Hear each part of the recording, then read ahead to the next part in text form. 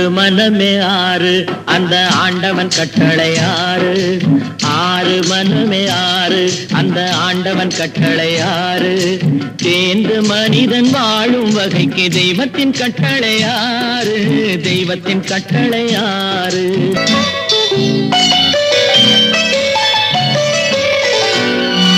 ஆசை கோபம் களவு கொள்பவன் பேசத் தெரிந்த மிருகம். அன்பு நன்றி கருணை கொண்டவன் மனித வடிவில் தெய்வம். இதில் மிருகம் என்பது கள்ள மனம், உயர் தெய்வம் என்பது பிள்ளை மனம்.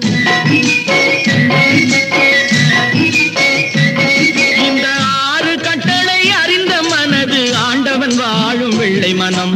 ஆண்டவன் வாழும் வெள்ளை மனம்.